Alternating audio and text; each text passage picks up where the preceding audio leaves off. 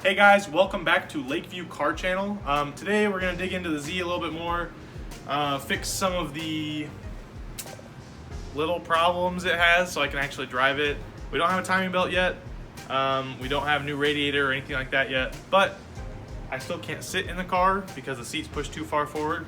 So we're going to try and get that out and get the seat to move. We're going to try and get the power motors to work and maybe try and get the door handle to work, and then maybe track down why it's blowing the illumination fuse, and maybe get into why this fitment is so garbage.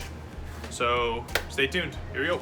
All right, everything's kind of taken apart right now, which is good and bad.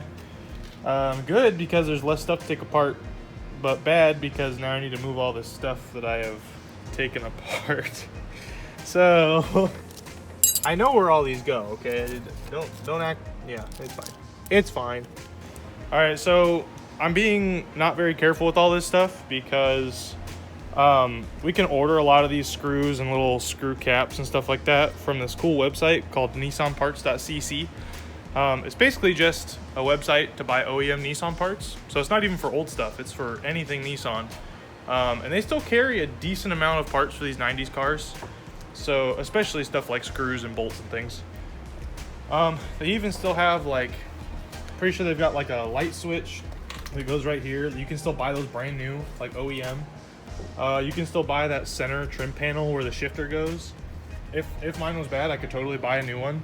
Just stuff like that. So I'm not super concerned with bolts and screws because it's missing half of them anyway. So we'll probably order new ones.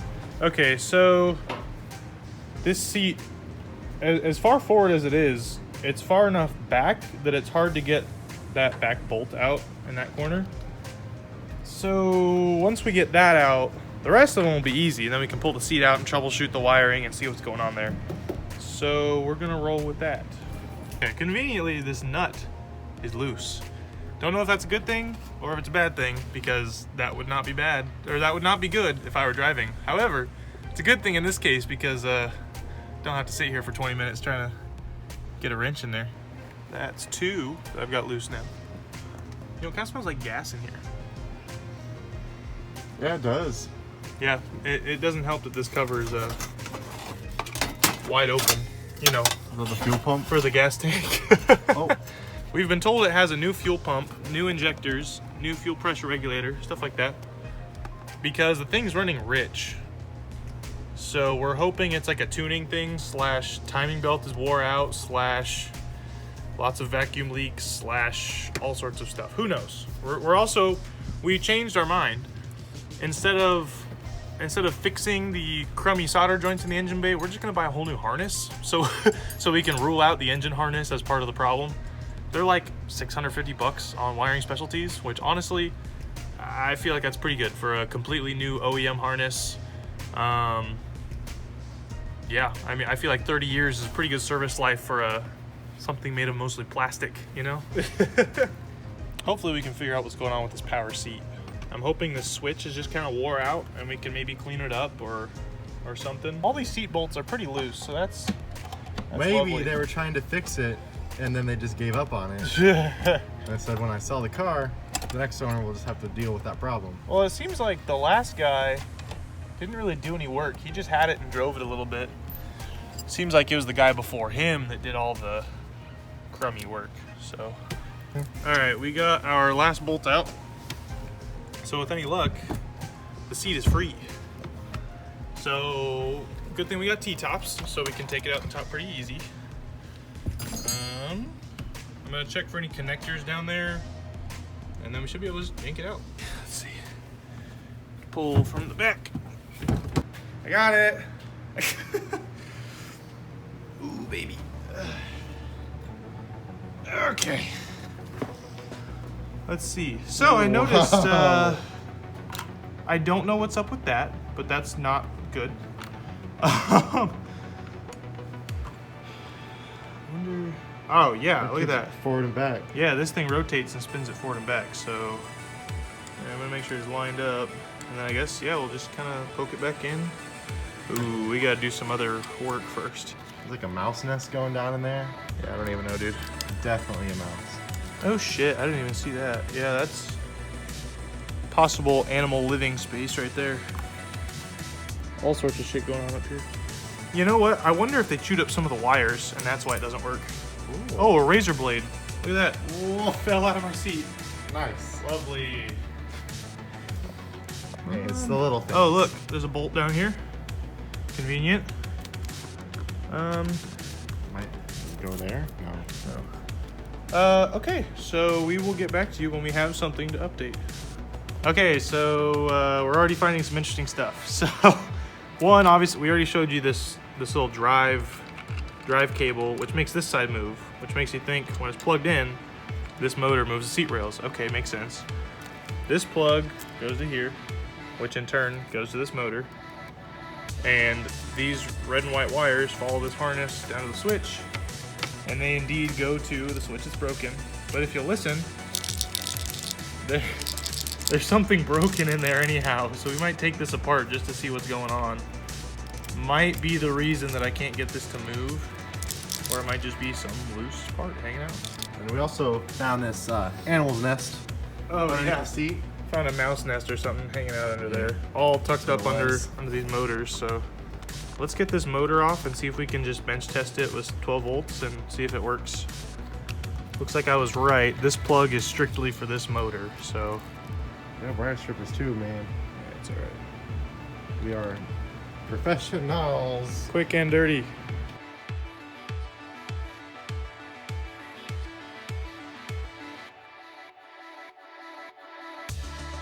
Sketch. Okay. What's this one? Hey, that motor works. Totally fucking works. It's spinning. Okay, if we do it the other way, it should spin the other way. Totally. Hell Okay. yeah. Okay. So what we're gonna do is hook it back up and test it again, and then we're gonna. I guess we might bolt it in and try and move it. We'll see what happens here.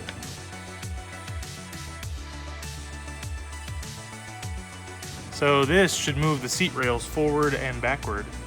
Ready, Nick? Go. Hey!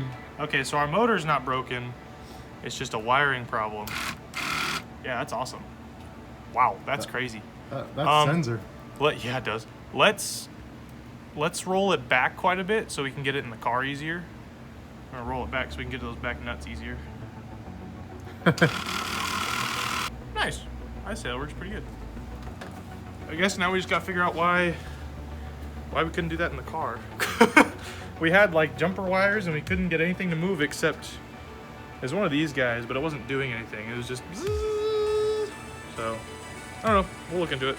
Anyway, we found this. Found this little baby black wire. Is broken. Now, I wouldn't think that's enough to make the seat not work, but I don't know. I would think that your main power and ground is these big ones, not this little one, but obviously it's important for something. So we're gonna try and trace what that leads to on the seat real quick. Looks like, well, there's no little black wire up here. Oh, there's that one, maybe. That little one right next to the black one. Yeah. But it doesn't connect to anything. It looks like it just loops back down to something else. Oh, I think it's for the seat belt indicator. There's our small black wire in the back of that plug right there. Oh, here you go. There it is, small black wire. Looks like that runs up to the seatbelt light. So currently when we fire it up, there's probably a seatbelt light that's on, but oh well. There's worse things in the world. No. So basically that tells me that there shouldn't be anything wrong. I don't know, it's just so weird. We tried jumping a bunch of these wires, but I don't know. I guess we weren't doing it the right way because it needs 12 volts completely, not just, it needs 12 volts, not just a power. So obviously I should have thought about that, but oh well. We're gonna try and throw this in the car, and we're gonna bring the battery over with us and try and get the seat to a spot to where I can actually sit in the car as if I were driving it. That will make me mucho happy. So let's get to that. Okay. Power seats are not lightweight.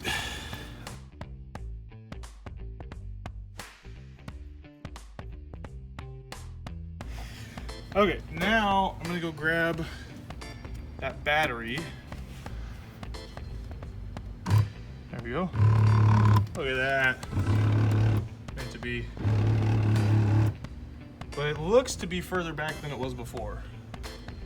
Hopefully it is, and this wasn't for nothing.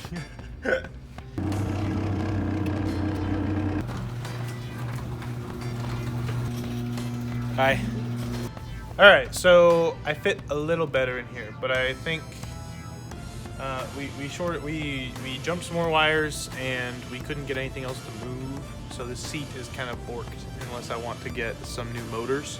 So I think I'll just find a good condition working seat and throw it over here, or might even just get like a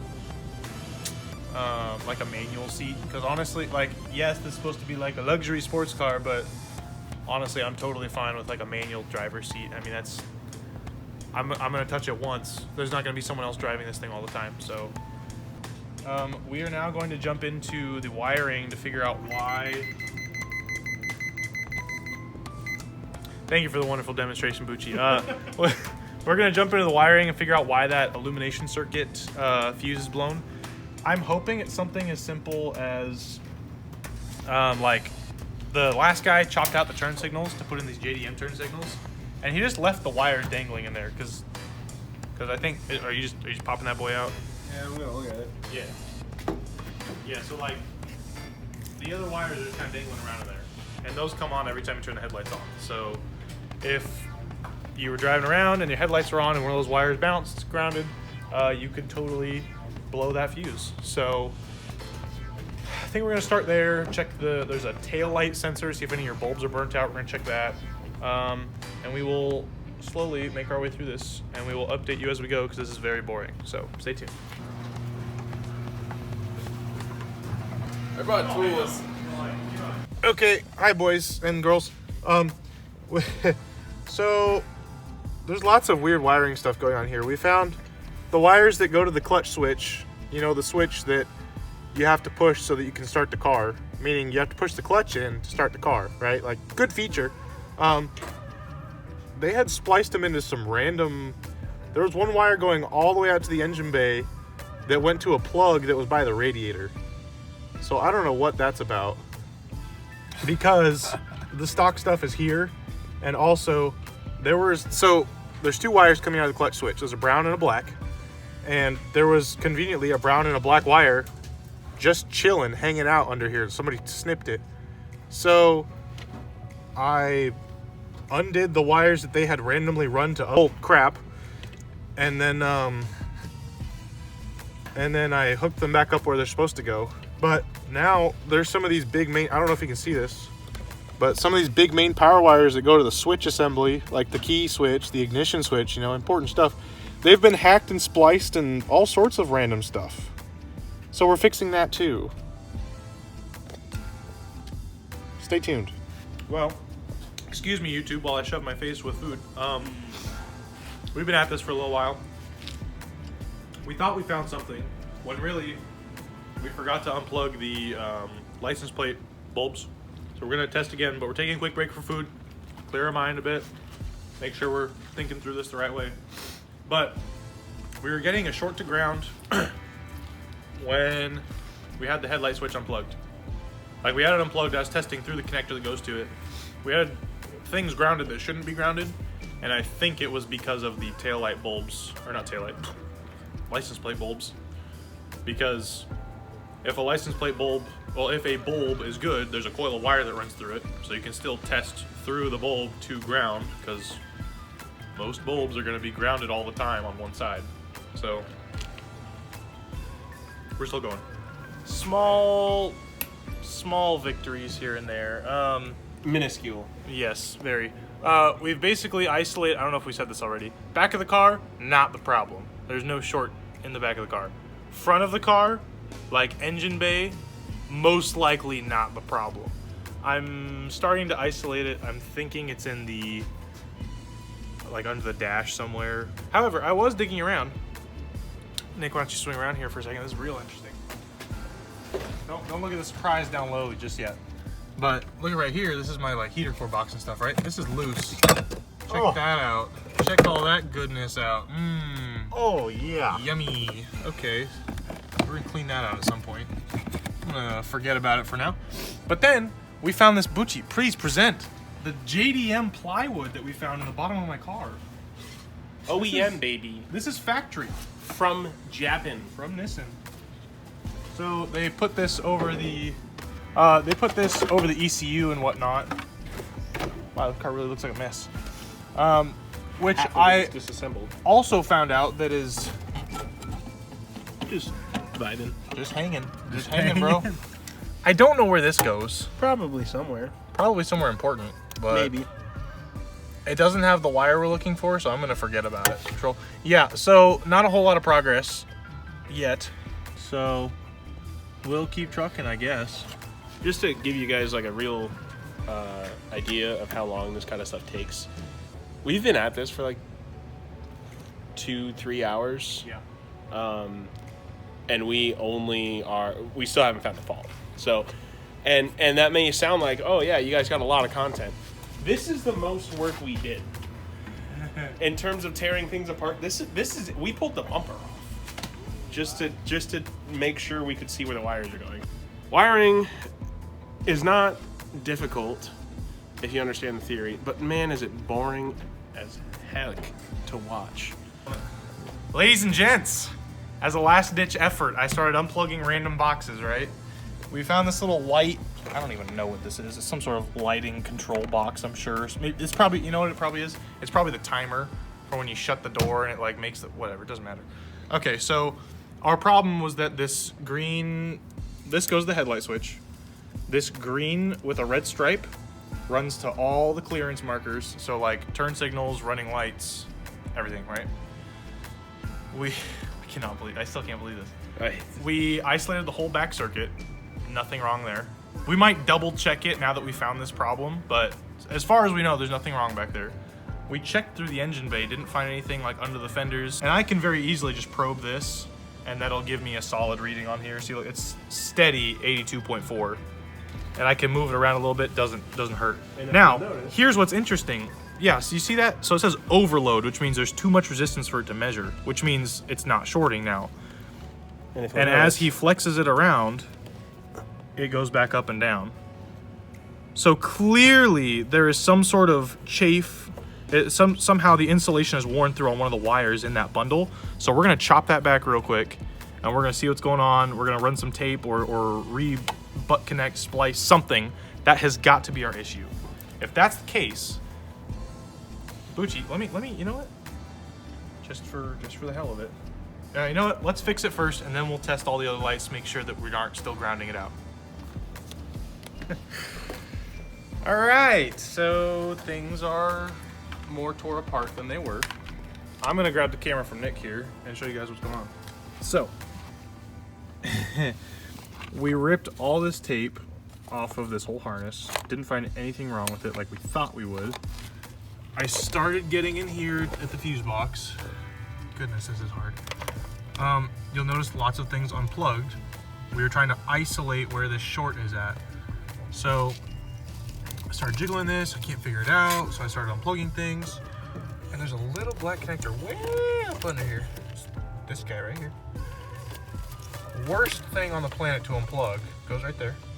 That little socket right there. But when I unplugged this, Bucci, what did the ohmage read before it was unplugged? Before it was unplugged, we were reading right around 80 ohms. Okay, 80 ohms of resistance. 80 All right. ohms. When I unplugged it, what did you get? 2.2 kilo ohms, which is 2.2 thousand ohms. Wonderful. So, basically what that tells us, so we're probing from, this is the headlight connector right here. We're probing this through the harness, through there, under the dash.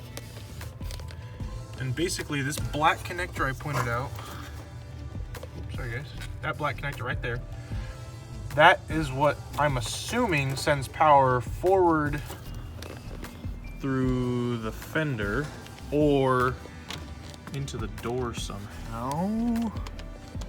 Possibly, I don't even see where the wiring connection is on the door, to be honest with you. Oh, there it is. Possibly through there. I'm not sure on that one. Well, I mean, we might yank the door got panel off windows. real quick just to look. Anyway, much worse. We're done for the night. We dug all over the place. More transparency for you. It is 10 o'clock at night. We have been here. I have been here myself since about 4:45. So It's been a good 5 hours. We started doing the wiring when I got here. So this stuff does take a long time. If you're doing this by yourself on your own car, or even with a friend on your own car, just know it's going to take a lot of time. Take breaks. Take breaks. Take mental breaks. Yes. Pace yourself. Definitely pace yourself. We're just trying to have some transparency because it's really not. I mean, everyone's like, the "Oh, video- wiring is yeah, so no. hard," or it's so difficult to understand. It's not the difficulty of understanding. Electrons only flow in certain ways. It's the difficulty of tearing half of your car apart and then trying to remember how it goes back together after you find the tiny thing that's wrong. That's part of it. It's all of that. So we did at least track it down to. We can make it worse and a little better by shaking the harness. So we're hoping that it's right where we tracked it down to. Really hoping that it's not like there's just a bad connection, and once we fix that, the short is still somewhere else. But it seems like the issue is forward of here. We have at least eliminated the harness that's like under the dash, that's all the way to the back of the car. It should be somewhere in the front, even though earlier I said it's not in the front. I'm pretty sure it has to be in the front now. Yeah, that's all I got. So we'll dig into it